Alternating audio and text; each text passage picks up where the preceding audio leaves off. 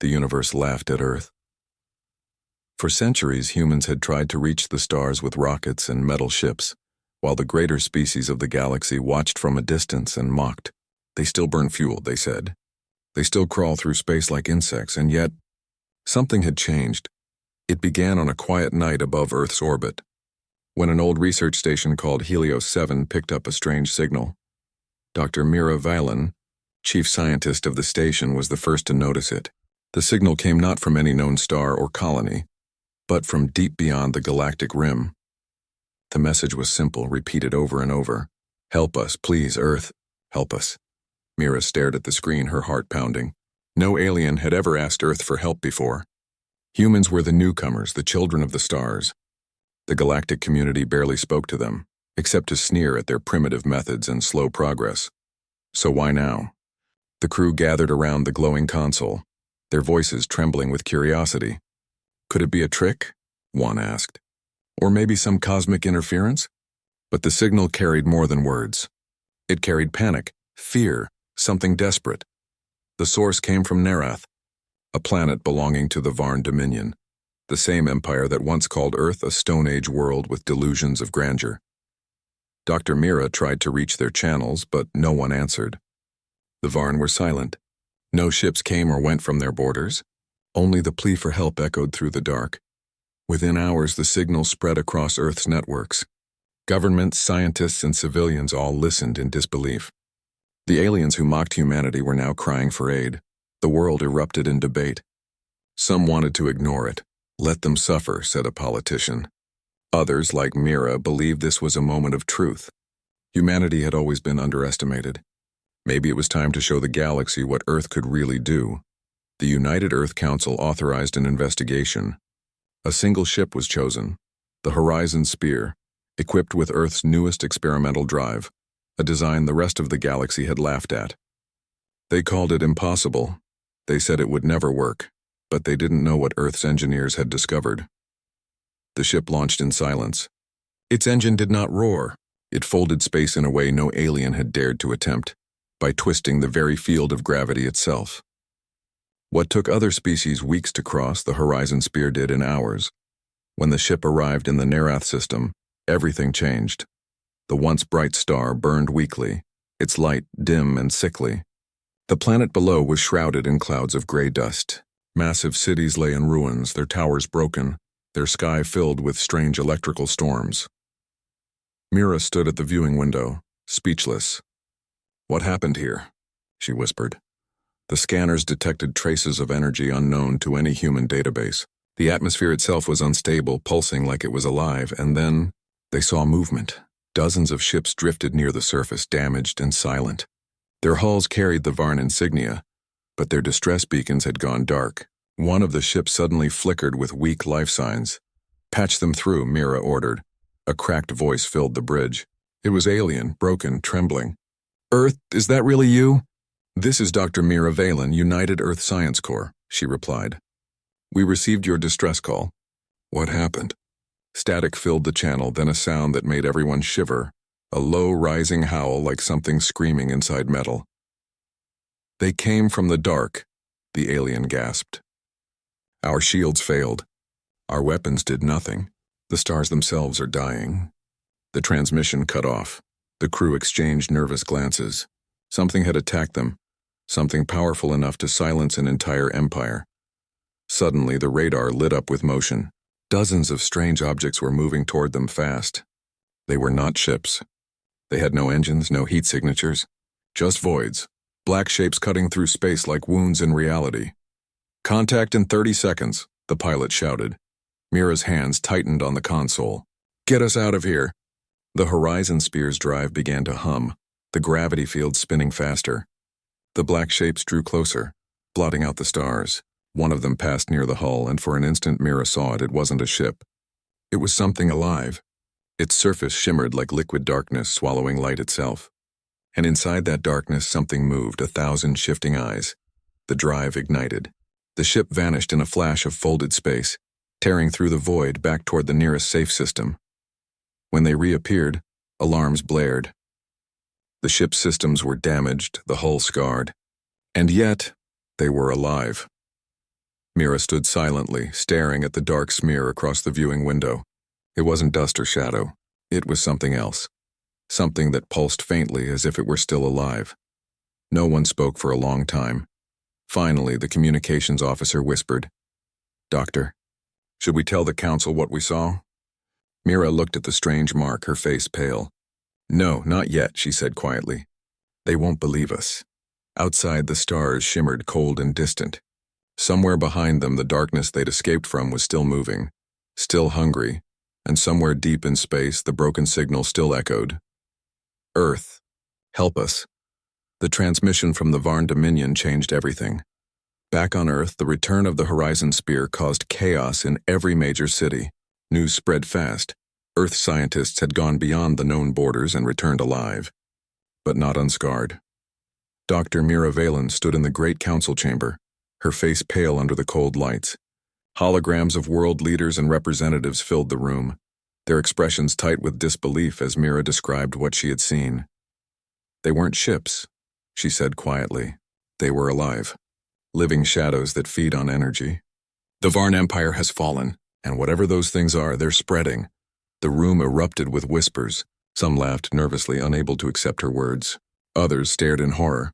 A general leaned forward. "You expect us to believe that entire planets were destroyed by darkness?" Mira's eyes met his. "I expect you to believe your own sensors. We brought back samples." She activated the holotable. The image of the Horizon Spear's hull filled the air. A small black smear that pulsed like a slow heartbeat. Scientists had placed it under containment, but even inside magnetic fields, the thing was alive. It moved when observed.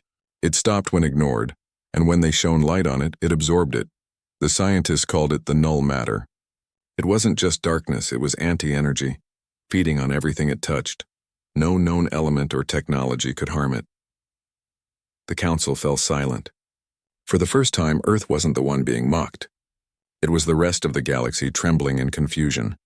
A new signal interrupted the meeting. A faint transmission, weak, distorted. It came from the Varn Prime Council ship, still orbiting the ruins of their homeworld. "Put it through," Mira said. The alien's voice was ragged, filled with static. "Earth, your science. It works differently. You use gravity fields, yes?" "Yes," Mira replied. "Our gravity drive uses a folded field. Why?" A long pause followed. Then the alien spoke again, desperate. "The darkness feeds on energy, light, heat, plasma. But when our ships entered gravity folds, it avoided them. We couldn't study why. We were dying too fast." Mira's heart raced. The alien had just confirmed what she suspected. The creatures avoided gravitational distortions. Maybe they could use that. The signal ended abruptly, leaving the council chamber filled with tense silence. Then the president of the United Earth Council stood. "They mocked us for using gravity instead of quantum warp. They called our ship slow. But maybe that difference is our advantage. The world had always looked up to the stars and felt small. Now, for the first time, humanity had something no one else did, a weapon that the darkness feared." Mira returned to her lab, where the fragment of null matter was sealed behind layers of force fields. The lights dimmed every few seconds as it drained nearby power. She stared at it. "You're not just alive," she murmured. "You're hungry." Suddenly, the lights flickered again, longer this time. The containment alarms blared. "Power loss," shouted her assistant. The dark smear was spreading along the glass, forming thin veins of shadow that crawled like living smoke. Mira slammed the emergency switch, activating the gravity stabilizer. The shadow froze. Then slowly it retreated like a beast afraid of fire. Mira watched, wide-eyed. "Gravity hurts it," she whispered. "We can fight back." News of her discovery spread through Earth's networks within hours. The world's nations united faster than ever before. For the first time in history, humanity wasn't fighting each other. They were preparing to defend the galaxy. Factories shifted overnight. Engineers and scientists worked together to modify Earth ships with enhanced gravity fields. The Horizon Spear was upgraded to lead the defense, armed not with weapons of light or plasma, but with fields that bent the very fabric of space. They called it Operation Dawnshield. But before they could even deploy, another transmission came in, this one not from Varn, but from a different corner of the galaxy. A race called the Terralin, known for their arrogance and vast fleets, sent a desperate message. To any who can hear, our worlds are falling. They devour everything. We beg Earth for aid.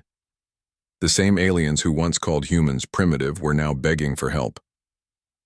Mira listened in silence, feeling both sorrow and grim determination. She turned to her crew.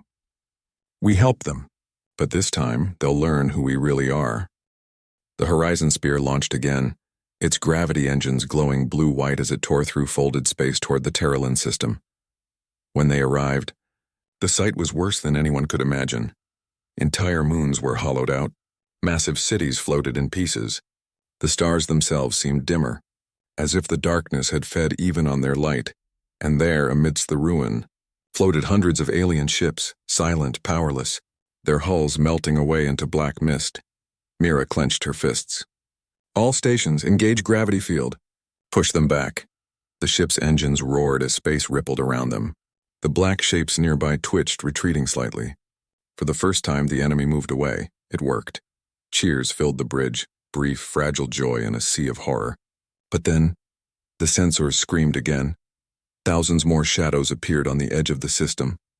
They're learning, Mira whispered. They're adapting. The creatures began to move faster, changing shape, flowing like rivers of darkness. The Horizon Spear's gravity fields flickered under the strain. Mira looked out at the endless wave and spoke softly, almost to herself. You wanted to mock Earth's science. You thought we were small? Let's see how small we are now. The Horizon Spear surged forward, its gravity drive pulsing like a heart of light in the Black Sea. Humanity's first true battle for the stars had begun. And far away, across the fading light of the galaxy, other worlds started whispering the same words in fear. Find Earth. Ask them for help. The battle for the Terralin system began with silence. No explosions. No blinding lights. Only the quiet hum of the Horizon Spear's gravity engines, folding and twisting space while a storm of living darkness crept closer. Dr. Mira Valen stood on the bridge, her face pale but steady. Around her, the crew worked fast, voices low and tense. Outside, the stars were fading, eaten by shadows. The Varn Dominion was gone. The Terralin fleets were dying. And now the darkness had found Earth's champions. Gravity field holding at 80%, the pilot reported. But it's draining the core fast. Keep it steady, Mira said. We just need to know if they can be repelled. The ship trembled as the first wave struck. The void creatures didn't attack like ships. They moved like a tide, pressing against the hull with invisible force. Sensors screamed with readings that made no sense: negative energy, space inversion, reality distortion. Something's trying to get in, shouted an engineer. On the viewing glass, one of the black shapes spread across the window like liquid shadow. It pulsed, searching for weakness. Mira stared into it, and for a second she saw something move inside. Eyes, faces, thousands of them, whispering in silence. She forced herself to speak. Increase gravity intensity by 20%. The hum deepened. Space rippled. The shadow screamed.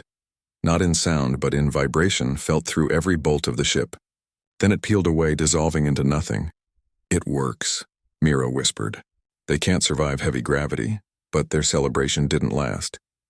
More signals appeared on the radar. Dozens, hundreds.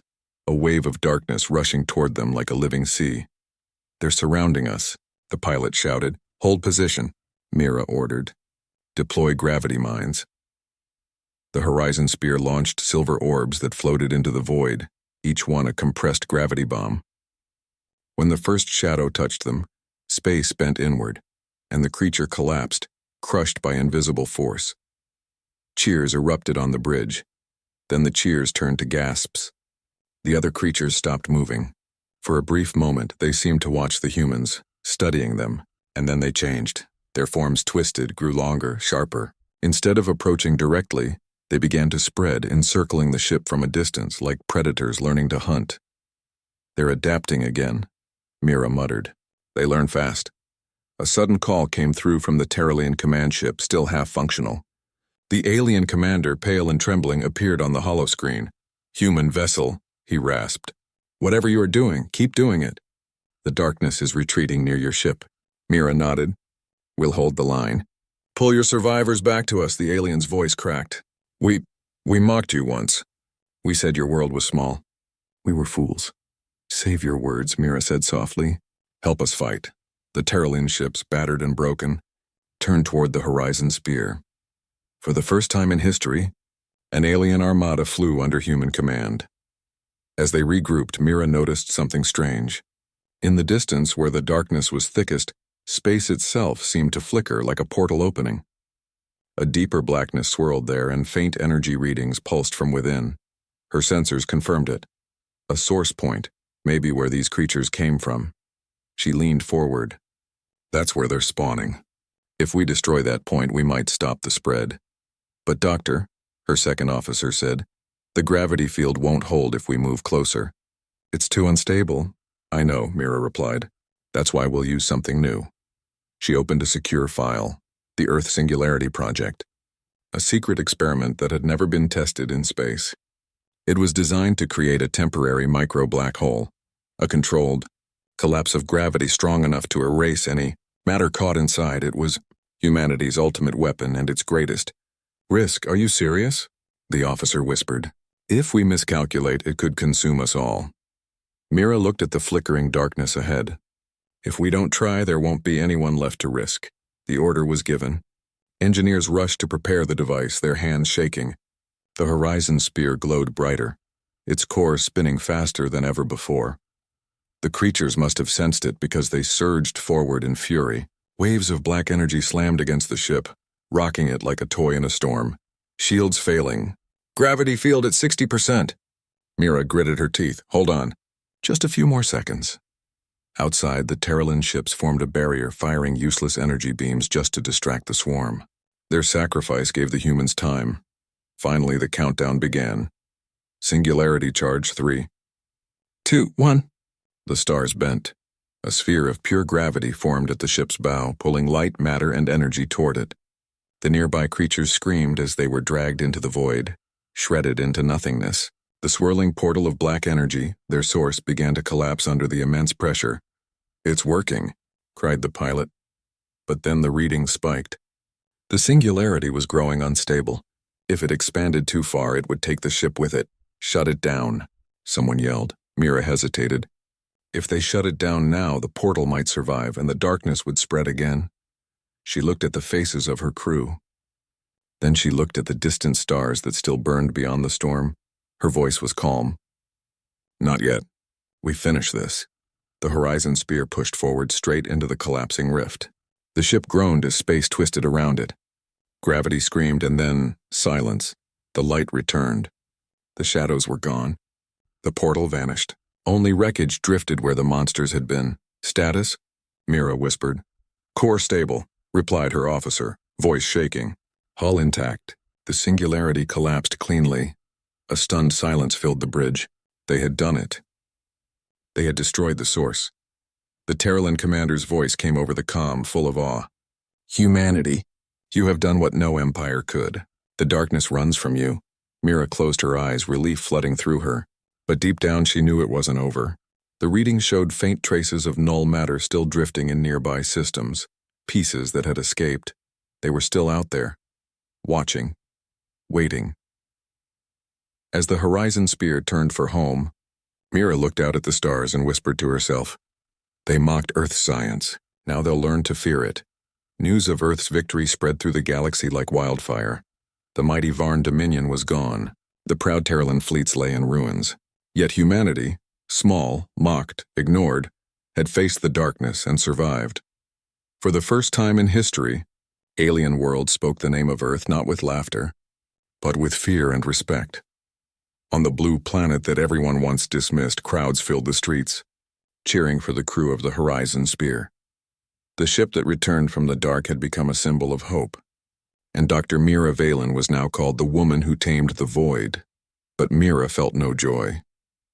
In her lab, far from the celebrations, she stared at a glass chamber filled with faint mist. Inside floated the last fragment of null matter they had captured.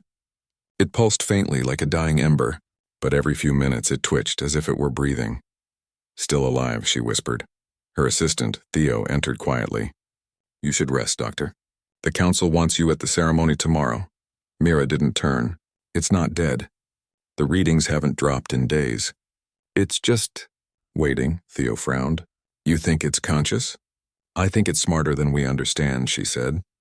Every time we run a test, it changes behavior. It's learning from us, Theo hesitated. But the portal's gone.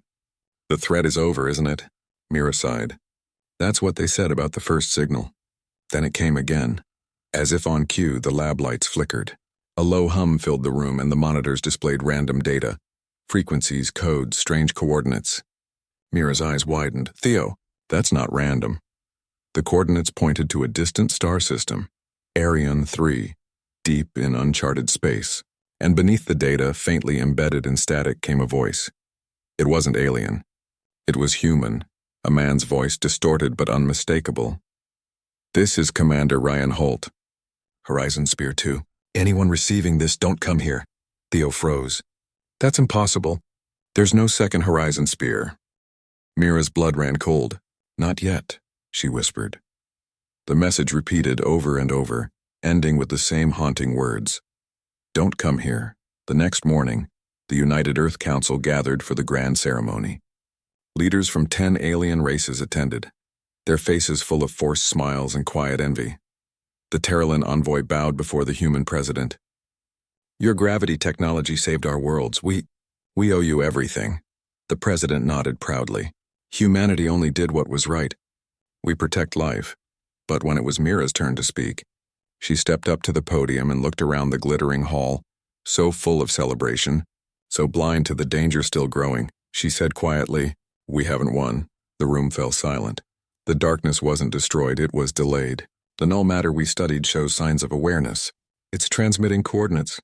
Something out there is still alive, the alien envoys whispered nervously. The president frowned. Dr. Valen, this is not the time, Mira interrupted, her voice calm but firm. You asked me to find the truth. The truth is, we only closed one door. There are others. And if we don't act now, those doors will open again. The crowd erupted in noise, half believing, half mocking. Some called her a hero turned paranoid. Others looked afraid to admit she might be right. But somewhere in the back of the hall, a figure in a black uniform was watching silently. After the ceremony, he approached her. Dr. Valen, she turned. And you are?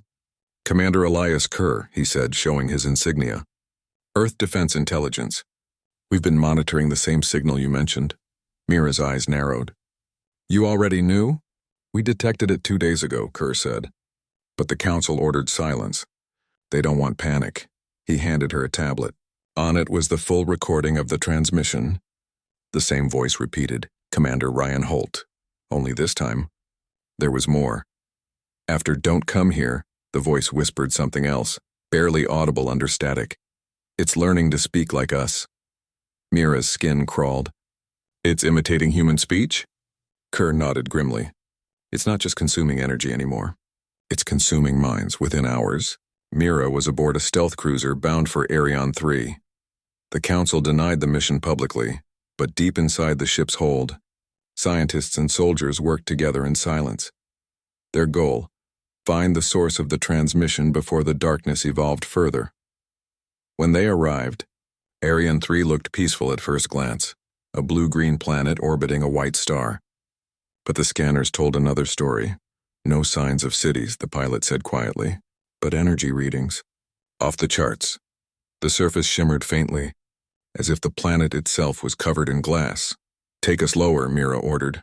As they descended, they saw what looked like forests, rivers, and mountains, but none of it was real. The trees bent the wrong way. The rivers flowed uphill. The entire planet was a living simulation, created from twisted light and matter. Theo stared in horror. It's copying life. Then they heard it, a sound through the ship's speakers. Not static this time. A voice. Welcome back, Dr. Miravolin. Mira froze. That voice. It's mine. Her own voice echoed from the speakers, calm and emotionless. You taught us gravity. You showed us how to live in the light. Now we will show you how to live in the dark. Every monitor in the ship flickered, displaying her face, distorted, shadowed, smiling. Kerr shouted, "Cut the signal." Full gravity shields. The ship's engines screamed as the field engaged, but the darkness was already around them. The fake landscape below began to rise. Mountains moving like waves. Rivers reaching upward. The entire planet was alive, and it wanted them. Mira watched in horror as the surface opened, revealing a massive black core pulsing like a heart. "This isn't a planet," she whispered. "It's one of them. A full-grown one." The ship shook violently as tendrils of light reached toward them, wrapping around their hull. "Engines at full power," Kerr shouted. The cruiser ripped upward, escaping the surface just as the planet's crust cracked open, revealing a swirling black storm beneath. They made it to orbit, barely. But behind them, Ariane 3 glowed with strange symbols across its surface like veins of fire. Mira stared through the window, her voice trembling. "It's not just alive, it's spreading. It's building worlds of its own." Kerr looked at her in disbelief. "If it can do that, then nothing in this galaxy is safe." Mira nodded slowly, her eyes hard with determination. "Then we'll burn the stars themselves before we let it win." Outside, the planet pulsed once, sending a new signal into the dark, a signal in a human voice. "Earth, help us." The living planet was awake. Ariane 3 pulsed like a dark sun, its surface glowing with patterns that no human mind could fully understand. Every hour, new signals spread across the galaxy, repeating the same twisted message in countless voices. "Earth, help us." But this time it wasn't a call for rescue. It was a lure. Back on Earth, the Council gathered in panic. Dozens of colonies had gone silent. Ships vanished in deep space, leaving behind only static and fragments of metal melted into glass. Dr. Mira Vullen stood once again in the center of the war room, her face lit by holograms of burning worlds. Around her, generals argued, politicians shouted, and fear filled the air like smoke. "We can't fight a planet," one admiral said. "Whatever that thing is, it's feeding on stars now. Our fleets are powerless." Mira's voice was calm. "Then we stop it before it grows." The room went quiet. "How?" someone demanded. "You saw what happened. It eats energy. It drinks light." Mira turned to the hologram of Ariane 3. "Everything alive in this universe depends on light and heat, but it fears gravity. That's still our weapon." She opened a projection, a theoretical design she'd been developing in secret since the Battle of Taralan. A massive satellite array capable of linking multiple gravity fields into one colossal wave. "The Project Eclipse," where she said. "We create a gravity pulse large enough to collapse Ariane 3's core. It will fold the planet in on itself, turn it into a black hole." Gasps filled the room. "That would destroy everything within 100 light-years," the president said. Mira met his eyes. "If we don't, it will consume the galaxy." The council debated for hours. In the end, they voted with trembling hands. Operation Eclipse was approved.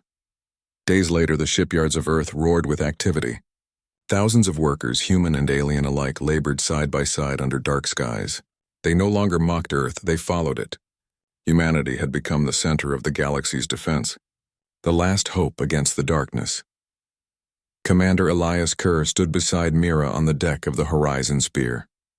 The ship had been rebuilt, stronger, its hull lined with new gravity amplifiers. "Once we start the pulse," he said quietly, "there's no turning back." "I know," she replied. "If we fail, there won't be anything left to turn back to." Theo entered the command bridge holding a data chip. "Doctor, we decoded the last part of the Ariane signal." Mira took it. The recording played, and for a moment everyone froze. It wasn't just her voice this time. It was thousands of voices, some human, some alien, all merged together, speaking in perfect unison. "We are not your enemy. We are what you left behind," Mira frowned. "What does that mean?" Theo hesitated. "You remember the early gravity experiments? The test drones we lost beyond the folds?" "Yes," she said slowly. "What if they never disappeared? What if they became this?" Mira stared at him in shock. The thought was impossible, yet it explained everything. The null matter reacted to gravity because it was born from it, from the same experiments that had pushed humanity beyond the stars. The darkness wasn't alien. It was human creation, twisted by time, space, and endless hunger. Hours later, the Horizon Spear and the combined fleet of Earth and its new allies approached Ariane 3. The planet no longer looked like a world. It had grown larger, feeding on its own star, now surrounded by a halo of debris and fire. Its voice filled every comm channel. "Mira Valen, return to us. We are you." Her hands trembled, but she didn't look away. "You may have our past," she said softly, "but you will not take our future." The fleet formed a circle around the planet, each ship activating its gravity cores. The space between them began to distort, the stars bending inward. "Synchronize the pulse," Mira ordered. "On my mark." The shadows rose from the planet like smoke, twisting and coiling toward the fleet. Ships vanished in seconds, swallowed whole. Screams echoed through the channels. Kerr shouted, "They're breaking through the outer ring." "Hold the line," Mira cried. "We only get one chance." The countdown began. 10, 9. The Horizon Spear's hull glowed white-hot. Every system pushed to its limit. The artificial gravity waves joined together, forming a single massive sphere around the planet. 3, 2, 1, fire! The universe shuddered. A silent explosion of space itself rippled outward. The stars flickered, the air hummed, and the planet screamed, a sound that tore through every ship, every soul. The surface of Arion 3 cracked open, revealing the black core beneath. It began to collapse, folding in on itself, the light bending until it vanished completely. Then, nothing. Silence. The fleet floated in darkness, systems offline, lights dead. For a moment, it felt like the universe had stopped breathing. Then the sensors flickered back to life. The planet was gone. In its place, a small black hole spun quietly, harmless, contained. Cheers erupted through the comms. Earth had done it again. The impossible, the unthinkable. Humanity had saved the galaxy a second time. Kerr turned to Mira, smiling faintly. "It's over." But Mira didn't smile. She stared at the readings on her console. "No, it isn't." At the edge of the system, faint signals appeared. Not from Arion 3, but from beyond it. Dozens of them, hundreds, each carried the same frequency. Each carried the same voice. "We watched you. We learned. Now we come to you," Mira whispered. "They used Arion 3 as bait." Kerr's face went pale. "Then Earth is next," she finished. She turned to the crew, her eyes cold and steady. "Set course for home. Tell the Council to prepare every ship. The real war has just begun." Outside, the newborn black hole spun silently in the void, reflecting the faint blue light of distant stars. And somewhere across the dark sea of space, 1,000 invisible worlds turned their gaze toward one small planet. The one they once mocked. The one they now feared. Earth. The stars were dying again, across the galaxy. Suns flickered like candles in the wind as the darkness spread. Whole systems vanished into silence. And through it all, the same message echoed on every frequency and every tongue from every dead world. "We watched you. We learned. Now we come to you." Earth had become the center of the storm. The United Earth Council went into emergency lockdown. Every shipyard, every research station, every soldier was called back. For the first time in history, all of humanity stood together, not for power, not for pride, but for survival. Dr. Mira Valen stood at the heart of it all. Deep within the orbital fortress Aegis Prime, the last defense line above Earth. Around her, holograms of alien fleets flickered. The Terralin, the Naur, the surviving Varn, all had come to fight under Earth's command. The same species that once mocked human science now waited for human orders. Commander Elias Kerr stepped beside her. "They're coming," he said quietly. Scanners show thousands of signatures. "More every second." Mira nodded slowly. "Then we hold here," he looked at her. "We can't win a fight like this, Mira, you know that." She didn't answer. She was staring at the black mark on her hand, the same faint pulse that had appeared ever since Arion 3. She could feel it sometimes, humming like a heartbeat that wasn't hers. Theo entered the command deck carrying a small containment unit. Inside was the last fragment of null matter, the one they had captured months ago. It glowed faintly, shifting between forms like liquid smoke. "It's reacting again," Theo said. "Every time those signals appear, it moves faster." Mira leaned closer. "It's connected to them, maybe. It can sense what they want." Kerr frowned. "And what do they want?" The fragment pulsed once. A faint whisper came through the ship's speakers, her own voice soft and distant. "We want to go home." Mira froze. "Home?" Theo shook his head. "Doctor, it's just mimicking speech again." But Mira wasn't sure. Something about those words felt different, almost sad, almost human. Hours passed. The darkness came closer, swallowing the outer colonies one by one. Fleets fought and died, their final transmissions filled with static and screams. Then finally they arrived. Thousands of void shapes emerged from the black. They blotted out the stars. They were larger now, some the size of moons, others like living storms. The sky above Earth turned gray as their shadows stretched across the world. The final war for humanity had begun. "All ships," Kerr shouted, "open fire." The void lit up with weapons fire. Beams of light, plasma, and graviton pulses tore through the dark. For every shadow that fell, two more appeared. The alien allies fought bravely, but the enemy absorbed their energy, growing stronger. Mira stood silently at her console, her eyes locked on the pulsing fragment in the containment unit. It wasn't afraid, it was singing, she suddenly understood. "They're not just trying to destroy us," she whispered. "They're trying to merge with us. To evolve." Kerr turned. "What?" "They're drawn to gravity because it connects everything. Matter, space, time. To them, that's life. They see humanity as the next step in their evolution." Theo looked horrified. "Then what do we do?" Mira's voice was calm now, steady and clear. "We give them what they want, but on our terms." In the deepest level of Aegis Prime, a massive chamber housed the Eclipse core, the same experimental gravity engine that had destroyed Ariane 3. It was powerful enough to fold space itself, but if triggered here, it would consume everything, including Earth. Mira stood before it, hands trembling slightly. Kerr followed her, eyes wide. "You're not seriously thinking of—" "I am," she said softly. "If we overload the core, it'll create a singularity big enough to pull every trace of null matter into it. But someone has to stay behind to guide the process manually." Kerr's voice broke. "You'll die," she smiled faintly. "We all die eventually. But maybe this way we give the galaxy a chance to live." Theo's voice came through the comms.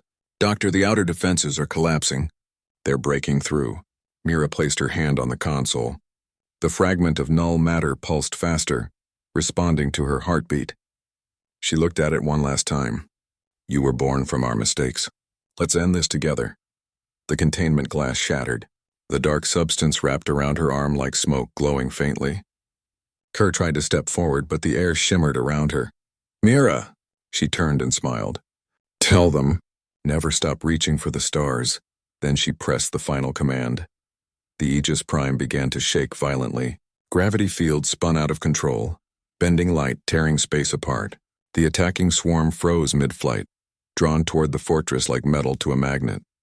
The black creatures screamed without sound as they were pulled inward, twisting, collapsing, vanishing into the growing singularity. The Earth's skies filled with light brighter than any dawn. From orbit, it looked like a new star being born. When the light faded, only silence remained. The fortress was gone. The swarm was gone. The darkness was gone. In its place, high above Earth, a single point of light shimmered, steady, eternal.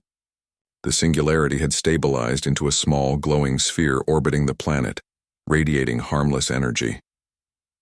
Weeks later, the galaxy began to rebuild. The surviving fleets returned to their homeworlds. They spoke of Earth not as the world that once begged to be noticed, but as the world that saved them all. At a quiet memorial in Geneva, a statue was raised. It showed Mira Valen looking toward the stars, hand outstretched. Below her name, a simple inscription read, "She taught the universe that science is not to be feared, but to be respected." Theo stood before it, holding a small device in his hand, a recorder. It contained Mira's last data logs. He pressed play. Her voice filled the air, soft and calm. "If you're hearing this, it means we won. Remember this, our strength was never in our weapons, but in our will to understand. They mocked Earth's science, and maybe they were right to. But science is just curiosity with courage, and courage is what makes us human." Theo smiled through tears. High above, the glowing sphere flickered faintly. For a brief moment it pulsed, once, twice, like a heartbeat. And far beyond, in the deep silence of space, a single whisper echoed through the void. "Thank you, Mira."